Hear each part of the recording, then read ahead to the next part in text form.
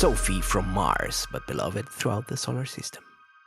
Hey, welcome to Positive Leftist News. You have nothing to lose but your chains. There are more of us than there are of them. I am your host this month, Sophie from Mars, and I'm really excited to be here, but I do have a sore throat from hay fever. Nonetheless, I'm so hyped to tell you about cool and good things that comrades around the world are doing to make the world a better place that I'm gonna power on through it anyway. Okay, let me tell you about some positive leftist news. The Confederated Salish and Kootenai tribes are celebrating the return of more than 18,000 acres of their land in northern Montana, including an important bison range. In 2020, Congress passed a law to transition management of the land from the U.S. Fish and Wildlife Service back to the Confederated Salish and Kootenai tribes, who will now once again be managing the range. U.S. Interior Secretary Deb Haaland, who signed off on the law, said with the loss of tribal homelands in the early 1900s and depletion of bison herds, Plains tribes lost traditional connections with the cultural keystone species.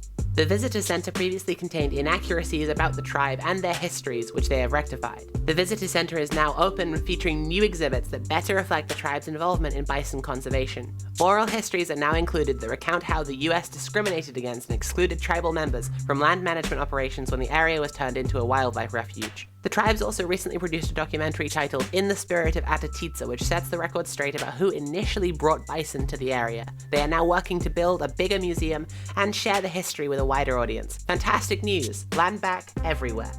Ecuadorian Indigenous leader Leonidas Issa has been released from detention less than 1 day after he was arrested on suspicion of sabotage amid nationwide anti-government protests.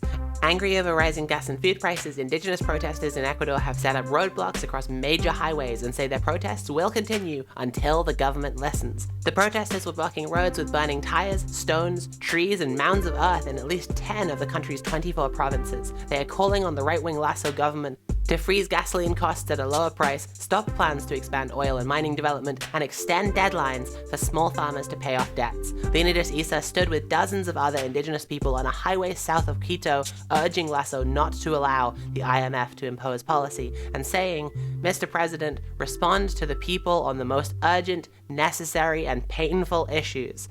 Issa, a leader of the powerful Confederation of Indigenous Nationalities of Ecuador, or CONE, was arrested violently south of Quito, and CONE decried the arrest as arbitrary and illegal, calling for a radicalization of protests. "We call our organizational structure to a great indigenous and popular uprising," the coalition tweeted after Issa's arrest. "Long live the social struggle."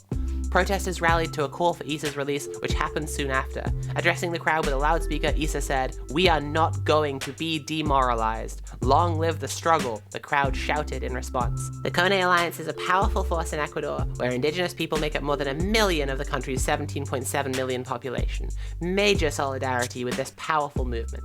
In Spain, Congress has ratified Convention 189 of the International Organization of Workers with 325 votes in favor and only 1 abstention. This convention assures that domestic and care workers have labor rights equivalent to those of any other salaried worker.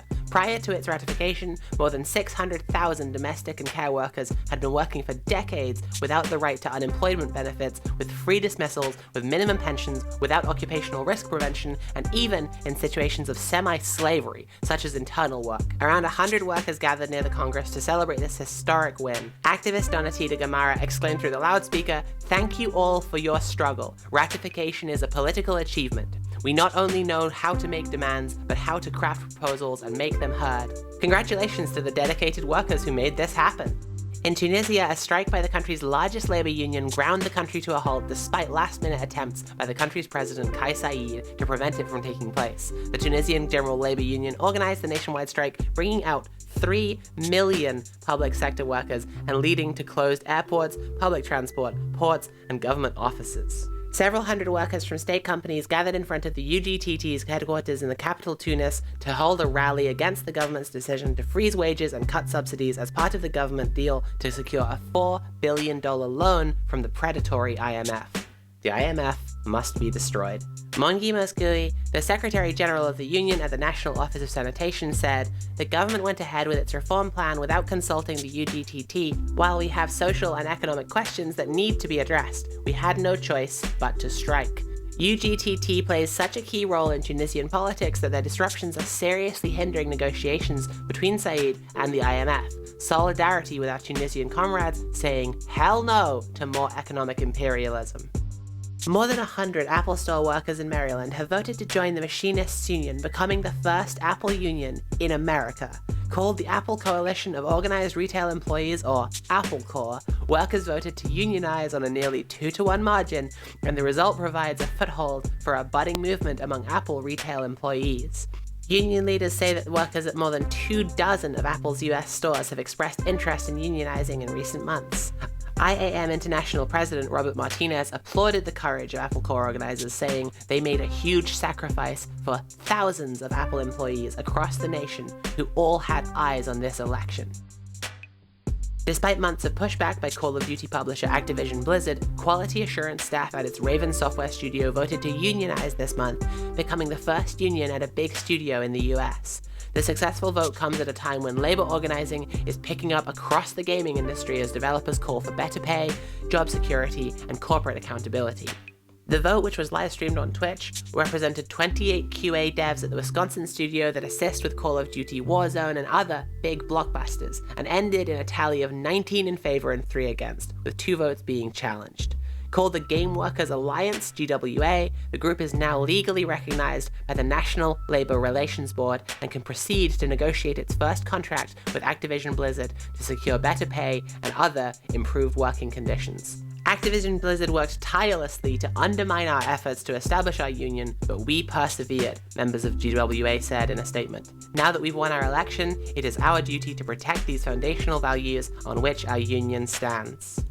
Riding the wave of labor organizing in the gaming industry, quality assurance workers at Keyword Studios in Edmonton, Canada, which supports BioWare projects like Mass Effect Legendary Edition, have voted unanimously in favor of a union. The Alberta Labour Board counted the votes and found all 16 eligible QA workers voted yes, and bargaining is now underway. Workers started talking about unionization in March after the studio implemented a return-to-office order that meant hundreds of dollars in extra expenses for commuting workers. Already frustrated by low pay, the workers found higher commuting costs harder to swallow and also found the work-from-home flexibility a meaningful benefit. As workers did not receive paid time off, going back to the office was challenging because developing any COVID-19 symptoms would mean having to take a personal day off rather than simply being able to work from home. We all got together and started talking about what it would look like in terms of costs for each of us individually, said James, a worker and union organizer. We had a choice. We can either try to quit and go find another job, but we love what we do. We don't want to leave. So we decided to form a union to see if we can drive some positive change in our workplace. We're ecstatic. The union will assist us going forward into bargaining that the whole team is completely united on this effort. Solidarity and big congrats to the organizing team. And in the publishing industry, the workers at 7 Seas Entertainment have formed a union. Their mission statement reads, 7 Seas Entertainment is the #1 independent publisher of manga, danmei, and light novels in the US. The company has grown exponentially since the start of the COVID-19 pandemic. But with the rapid growth comes growing pains, and we, the workers of 7 Seas, have been shouldering much of that pain. We find ourselves overworked, underpaid, and do not currently receive benefits otherwise typical of the publishing industry. We are dedicated to producing a broad range of high-quality content for our readers, but the only way we can do that is if employees are taken care of. For these reasons, we have formed the United Workers of 7 Seas, UW7S. As a union, we seek to negotiate better working conditions for both 7 Seas employees and the many freelancers who make this company what it is. Amazing to see the sharp rise in unionization in the publishing and gaming industries. The no-base movement in Italy picked up a major momentum this month, drawing over 10,000 people in ongoing demonstrations against the construction of a military base in Pisa. The movement calls itself No Base, neither in Coltano nor elsewhere, indicating activists' opposition to bases everywhere. Activists demand that the project be withdrawn and the €190 million redirected to address actual working-class priorities. Thailand has become the first country in Asia to take marijuana off its list of banned substances and to allow people to grow the plant at home. This is a major policy shift in a country that has long been known for its harsh drug laws, but the Thai government hopes this change will boost the tourism industry. There is hope that Thai farmers and small businesses will also benefit from the production of the crop. The best part? Some 4,000 prisoners serving jail time for cannabis-related crimes will soon be released, and their criminal records for those offenses will be deleted. It's high time for this to happen worldwide. The Too Good To Go app, which aims to prevent food waste, launched this month in Ottawa. The app allows businesses to sign up and sell surprise bags at discounted prices at the end of the day. Sam Kashani, country manager for the Too Good To Go app, said the surprise element really allows businesses to get as close as possible to zero food waste. The surprise bag really allows them to capture all of their surplus food and for consumers to enjoy a delicious meal or delicious baked goods, he said. While we'd love to see the food being donated for free, as it would go into the trash anyway, the concept of the app could open possibilities for more radical and decentralized forms of distribution and waste prevention, and less food in landfills is always great to see. In Mexico, the state of Puebla just banned conversion therapy. The plenary session of the Puebla Congress approved the punishment of up to 3 years in prison and a fine of up to 19,000 pesos for those carrying out conversion practices that seek to change people's sexual orientation. While the vote was taking place, LGBTQ activists and their allies demonstrated in front of the Congress against conversion therapies, which an independent expert of the United Nations said may amount to forms of torture. And the state of Veracruz in Mexico has just approved same-sex marriage. The vote passed with a 38 in favor, 5 against, and 0 abstentions. Fantastic to see this wave of movement in support of our LGBTQ comrades in Mexico. The Church of Scotland has voted to allow clergy to conduct same-sex marriages for the first time. Members of the General Assembly in Edinburgh voted to change the church law following years of campaigning. Last year, the Methodist Church became the largest religious denomination in the UK to permit same-sex marriages. It is not allowed in the Church of England or the Roman Catholic Church, but is welcomed in the Scottish Episcopal Church, the United Reformed Church, and the Quakers.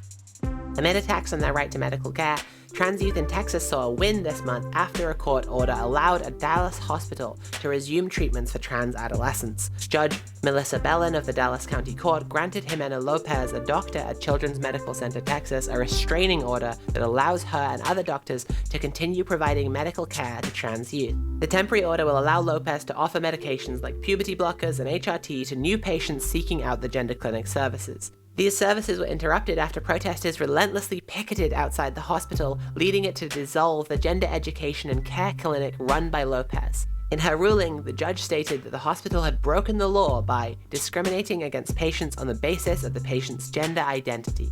Within hours of the decision, 5 patients had signed up for care at the center. While this order is only temporary, the court will have a hearing for an injunction against the hospital soon, which the Transgender Education Network of Texas is very hopeful about. Trans rights are human rights. Protect trans kids. On Sunday, 6th of June, Thailand held its first official LGBTQ Pride Parade in Bangkok in more than 15 years. This change arrived alongside new governor Chadchat Sitipund, an independent politician who has been vocal in his support for LGBT rights. At present, Thailand has no marriage equality or gender recognition law, and LGBT discrimination and prejudice is rife. However, Chadchat brings hope for the future as he has promised to tackle some of these issues. Quote, Chadchat will be the first governor who will support LGBT issues through his policies, says Kath, a trans activist and lecturer at the Thammasat University. Moreover, Pride will provide a space for the LGBT community to celebrate and will help shift societal norms. It will make our community become stronger, and we will have motivation to fight and move forward, says Akakawat Primsawan, co-founder of Queer Riot. It's like a bridge that connects us. New legislation coming from Hawaii offers protection for gender-affirming care. Hawaii just passed a bill that requires insurance companies to provide coverage for procedures that they formerly treated as cosmetic and did not cover.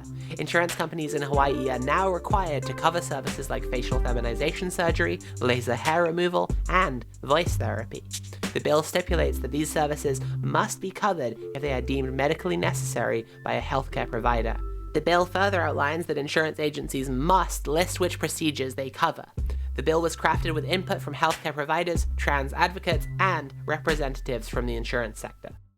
Last month, thousands took to the streets across all major cities in Croatia, and some minor cities as well, to protest the status of women's rights and the failure of the healthcare system to ensure them. These rights not only include abortion rights, but the right to safe and respectful healthcare, given the abuse that countless women and people with uteruses have suffered in the healthcare system. This abuse is mostly related to pregnancies and gynecological procedures, with no investigation or reforms having been done to improve the conditions. This major protest was triggered by the recent case of Mirela Caveda, a pregnant woman who has a strong medical case to terminate her pregnancy. The fetus has a malignant tumor, and the baby will be stillborn or will die within the first few months. But Mirela has been denied the procedure in Croatia. No hospital or doctor would do the procedure, using their right of conscientious objection and claiming incompetence once the media took the story. The pro-life people and far-right politicians were going as far as comparing the procedure to grotesque war crimes. The good news is that Morella's story inspired people to come together and raise money, 6 times more than the amount needed in fact, to do the procedure abroad, and, most importantly, that her bravery to go public about the case mobilized this massive movement against the rising pro-life movement in the country. While abortion is technically legal in Croatia within the first 10 weeks, and under special circumstances afterwards, it is often unavailable because doctors have the right to conscientious objection and frequently use it. By law, every hospital is required to have someone doing the procedure, but in practice there are entire hospitals and regions where abortion is unavailable. People are forced to seek medical care in Slovenia and pay out of their own pockets for the procedure. Solidarity with everyone standing up for abortion rights in Croatia. Big wins for healthcare coming from Mexico. The state of Baja California Sur has just legalized abortion before 12 weeks. It is the 9th state in Mexico to pass legislation to legalize abortion. The law in Baja California Sur passed with 16 votes in favor, 3 against, and 0 absent. The legislation also outlines that medical professionals must be available at all times to guarantee these services, and that healthcare personnel may not use conscientious objection when it would put the patient's life at risk or cause a disproportionate burden for patients. This green wave of pro-abortion legislation has been won after protests all over Mexico in support of abortion access. On Thursday, 26th of May, the Congress of Deputies in Spain approved an "only yes is yes" consent bill. This bill seeks to tackle the absence of codified definition of consent in Spanish law. The law had long relied on evidence of violence, resistance, or intimidation to determine whether a sexual assault had occurred.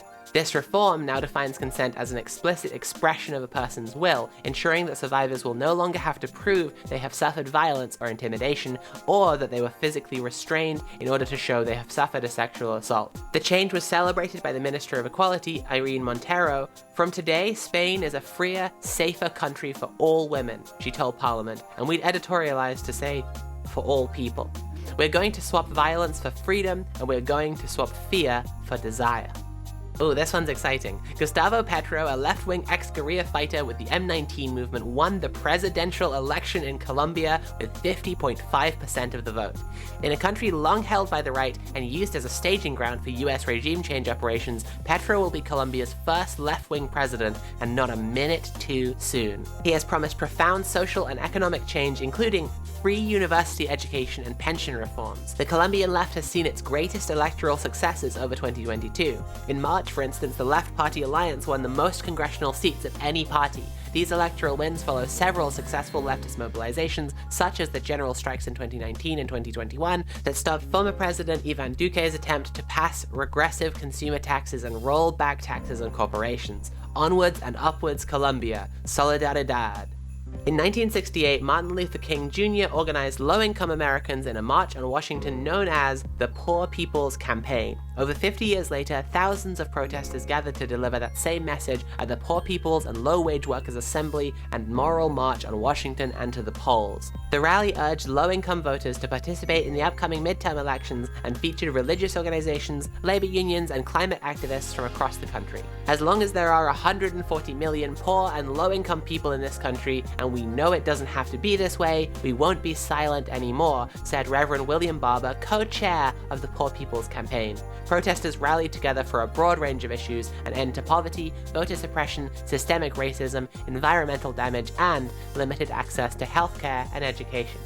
The first annual general meeting of 2022 for Shell Oil Company was disrupted by climate activists based. Groups including Extinction Rebellion chanted an updated version of Queen's "We Will Rock You" during the chairman's address. A verse from the updated lyrics went, "Block your oil from all over the land, singing, we will stop you."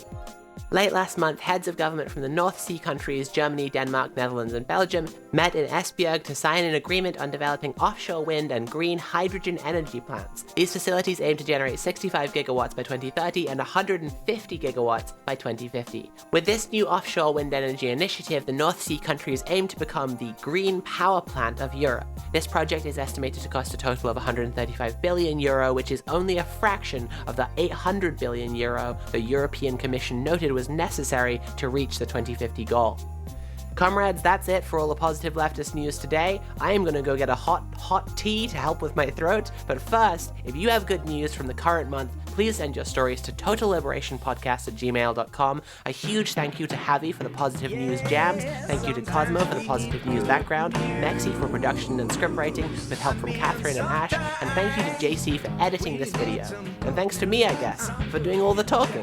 We're hoping to expand our team and therefore our Patreon. So if you'd like to support the show, please go to patreon.com/positiveleftistnews, or you can give us a one-time tip or donation. The link is in the description box below.